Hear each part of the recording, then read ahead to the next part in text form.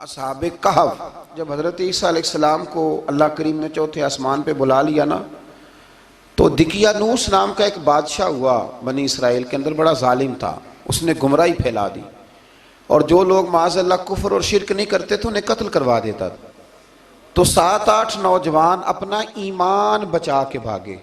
वो 7-8 नौजवान अपना ईमान बचा के भागे कि ये हमें कहीं कुफर की तरफ ना लौटा दे। तो जाके एक गार के अंदर चले गए, तो एक कुत्ता भी उनके साथ हो गया।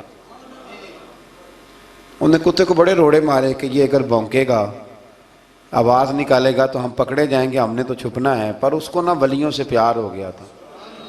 उसने कहा भगाओ जितना मर्जी मुझे, फितरत मेरी है कि मैं भौंकता हूँ, पर जब अल्लाह के वली हूँ तो फिर मैं अदब करता। तो वो 6-7 लोग थे, वो चले गए गार के अंदर, जाकर उन्होंने पनाह ले ली। बादशाह को पता चल गया कि गार के अंदर है। अच्छा, अल्लाह की कुदरत, जैसे ही दाखिल हुए इन्हें नींद आ गई, ये सो गए। और कुरान मजीद कहता है, कुरान मजीद के ये लफ्ज़ हैं कि कुत्ता गार के मुंह पर बाजू फैला के बैठ गया, गोया अपने मालिकों की खिदमत कर रहा है। इनको नींद आ गई। बादशाह ने पता कराया, कहाँ भाग के गए? तो कहा वो गार के अंदर है। बादशाह कहने लगा कि इनकी सजा ये है कि एक दीवार चुन दो गार के मुंह में, गार कोई बंद कर दो। जिस बंदे की ड्यूटी लगाई ना गार चुनने की, बंदा बड़ा नेक था, इसको दीवार बनाने का जिम्मा दिया। उसने ना दीवार भी बनाई और एक तख्ती पे ना सब के नाम लिखे, और वो तख्ती एक संदूक में रख के वहां बंद कर दी। और उसी तरह की एक तख्ती, उसके नीचे लिखा कि एक तख्ती इनके नामों की ना मैं माले खजाना में भी बंद कर रहा हूं। अल्लाह तबारक व तआला की कुदरत के 300 साल तक सोए रहे। 300 साल के बाद इस तरह हुआ कि हुकूमतें बदल गईं। बैदरूस नाम का एक बादशाह आ गया, वो बड़ा नेक दिल था। उसने हर तरफ हज़रत ईसा अलैहिस्सलाम की शरीयत का फिर से नारा बुलंद किया। अब ना कुछ लोग ऐसे थे जो मुनकर हो गए थे कि मरने के बाद दोबारा कैसे उठेंगे। बादशाह एक दिन उजरे में गया, जाके दुआ मांगी, या अल्लाह कोई ऐसी बात दिखा जिससे लोगों का ईमान पक्का हो जाए। इस तरह के भी बादशाह हुआ करते थे। तो रब करीम ने कहा मैंने तो पहले एक राज छुपा के रखा हुआ है, खोल देते हैं। उसने दुआ मांगी और इधर क्या मामला हुआ, एक चरवाहा बकरियां चराने वाला वहां से गुजरा।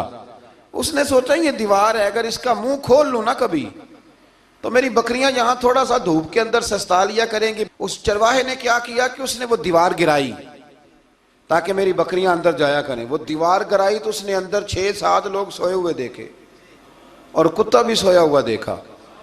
अल्लाह तबारक व तआला अपनी कुदरत से, अपने फजल से उनकी करवटें भी बदलता रहा। अपनी कुदरत से एक तरफ इंसान पड़ा रहे ना तो आज़ा गल जाते हैं, उनकी करवटें भी बदली जाती, मुनासिब रोशनी भी दी जाती, हरारत भी। उसने दीवार गिराई तो उनकी आंख खुल गई। एक दूसरे से कहने लगे आज तो बड़ी गहरी नींद सोए हैं यार, आज तो लंबी नींद ही पूरी कर ली, चलो भूख बड़ी लगी है, एक दोस्त को भेजो। ये सारा वाकया कुरान मजीद में मौजूद है, मैं अपने लफ्ज़ों में बयान कर रहा हूँ। जाओ एक दोस्त को भेजो बाजार से ना खाना ले आए, पैसे वही 300 साल पुरानी करेंसी। वो जब नान भाई की दुकान पे गया ना सामान लेने, उसको पैसे दिए तो नान भाई ने हाथ पकड़ लिया, कहने लगा मियाँ तू किधर से आया, ये कौन से पैसे? उसने कहा पैसे काहे के, मैं भी सोच रहा हूँ कि हालात बदले बदले हैं, सारे हजरत ईसा का कलमा पढ़ रहे हैं, माहौल और है। उसने कहा तेरे हाथ कोई खजाना लग गया है, ये तो हम नाम सुनते थे कि यहाँ कोई दिकियानूस नाम का बादशाह है, कोई खजाना, बता कहाँ से लिए। शोर हुआ, हाकिम शहर तक खबर पहुंची, बादशाह तक पहुंची। उसने बताया कि भाई हम तो दिकियानूस के डर से भागे हैं, कल भागे हैं या आज सवेरे, इतना ज्यादा हमें पता नहीं, कल या आज सवेरे बस ना, इतना सा हमें याद है कि हम गए थे। बहरहाल वो लोग जमा हो गए, इकट्ठे हो गए, गार तक पहुंचे। अब जो गार के अंदर थे वो पता कहते कहते लगता है हमारा दोस्त पकड़ा गया है। अब पकड़ा गया है तो अब बंदे जमा हो गए, वो अंदर डर रहे थे, तस्बीह कर रहे थे, अल्लाह को याद कर रहे थे। इधर ये पहुंच गया जब उन लोगों ने ये जीता जागता रब के फजल का नमूना देखा।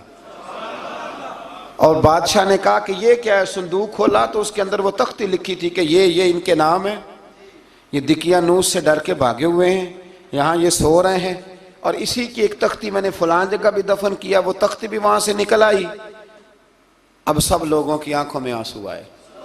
और सब कहने लगे ला इलाहा इल्लल्लाह, ला इलाहा इल्लल्लाह, ला इलाहा इल्लल्लाह। सब कहने लगे इन्नल्लाह अला कुल्लि शैइन कदीर। जब उनकी बात पूरी हो गई, लोगों के ईमान पुख्ता हो गए, तो असहाबे काफ कहने लगे कि हमें अब इजाज़त है, हम फिर दोबारा गार में जाते हैं। वो गार में गए तो रब ने फिर उन्हें मौत अता फरमाई, नींद अता फरमाई, तोहफा दिया।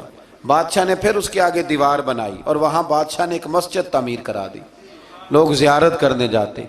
ये असहाबे काफ का जिक्र है। अब यहाँ हमारे मुफस्सिरीन ने लिखा है कि वो जो कुत्ता था ना, वो भी साथ ही था। अल्लाह क़यामत वाले दिन उसे इंसानी, या तो इंसानी शक्ल मिलेगी, या जैसे रब का फजल होगा रब करीम उसे भी जन्नत अता फरमाएगा।